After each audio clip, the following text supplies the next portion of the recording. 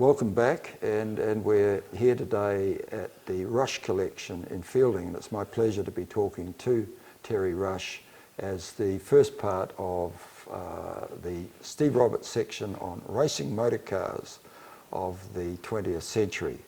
And I'm with Terry Rush, a successful businessman, but more recently the convener and funder of the Rush Collection, which, Terry, I haven't been here before, and I'd have to say is astounding.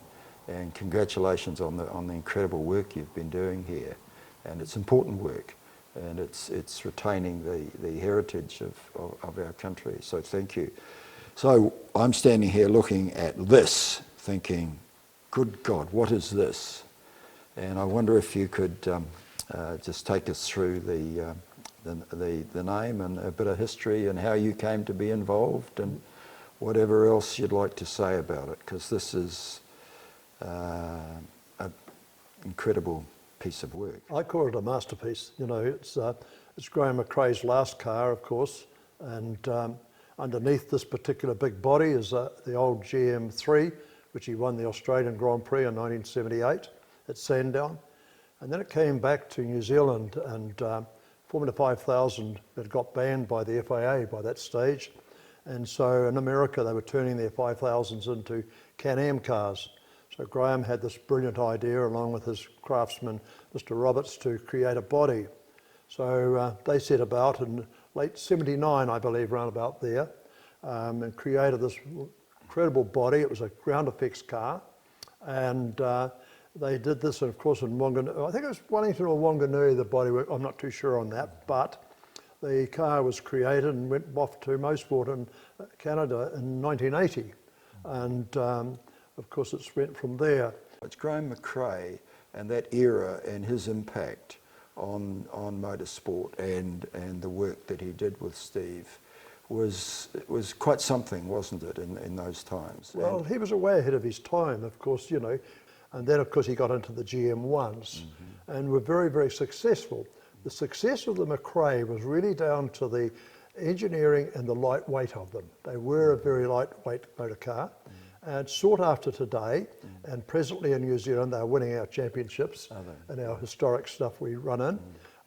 So they do it by weight, really, where the big old rollers and McLarens and stuff were a lot heavier motor car. So the McRae, and then he made the 2, which he did crash. Then he made the 3, which I've said is under here. And of course the 3 was very, very successful.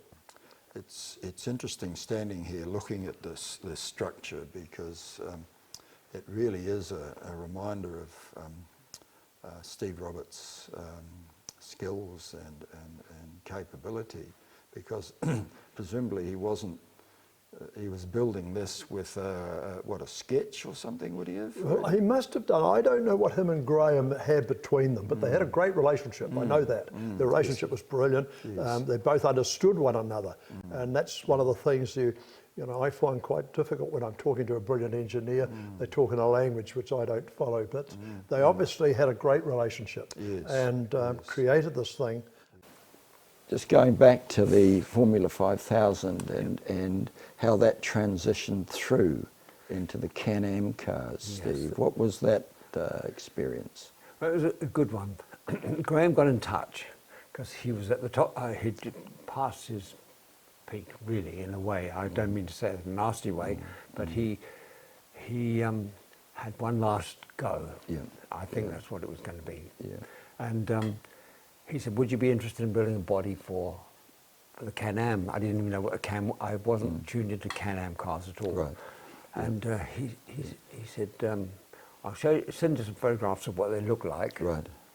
And he said, I'll modify my chassis to accommodate it, which he did. He extended the wishbones and massive car, nearly 2 meters wide, a massive thing. Yes. And I went down to see Graham at his workshop, and he said, I want it to look like this. Now, I want it to look like this with a nose, and I want the wings like this, and I wanted and then That was the design brief? It was the design brief. Yeah. And it was quite funny. Yeah. And so that's what we did. And we literally came up here, brought the chassis up and built the body around it. And Graham came up and said, yeah, that's right, just a little bit more here and a little bit more there, which is what we did. And it was done. Off it went.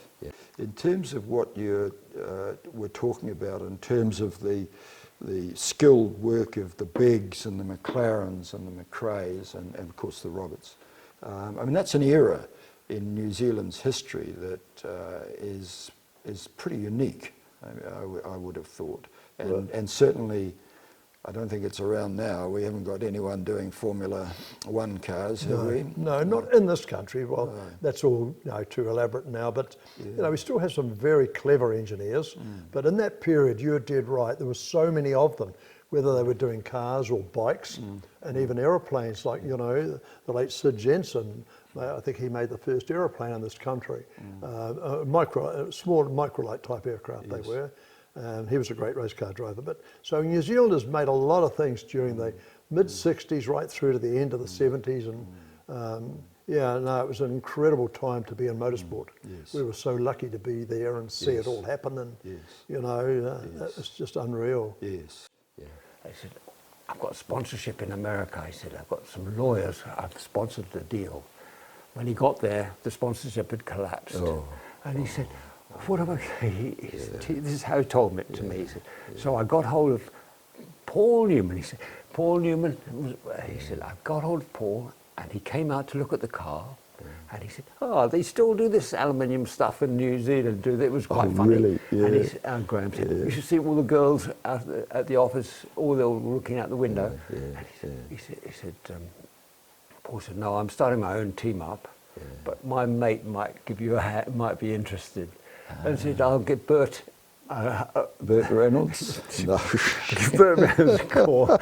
Anyway, it ended up, don't ask me how Graham managed it, but he ended up with Bert Reynolds and Hal Needham sponsoring Graham for a year. Wow. Massive truck. You wouldn't believe the transporter they provided, engines, everything. And he Skull Bandit. It was Skull Bandit. They called it the Skull Bandit, so they got the sponsorship. Yeah. Skull Bandits for viewers. It's a chewing tobacco in America. Chewing tobacco in America. Yeah. I don't know anything about that. Yeah. But it was a brilliant colour scheme anyway. But when we finally got it to the track, and the car was pretty damn good until it got to certain speeds, and then it would start hopping. He built this. He designed this bottom of the car like a Boeing 747. It was when we were building the body, had it upside down. It was like a great big aerofoil underneath the car. Right. It's 1981. Yeah. And when he was getting up to a certain speed, it would suck down on the road, bounce, and lift off. Right. And it would be, as soon as it started that, it would get worse and worse and worse. The aerodynamics would catch in, pull it down, bounce, up she came. Right. And he unfortunately spent a year trying to get rid of that. You wouldn't believe it. He tried everything. At one stage, it was even pulling the panels off the bottom. We didn't glue. We just pop riveted. It was pulling the panel off the bottom. Wow. He had redesigns. We put a wing on it, skirts on the side, everything to stop it.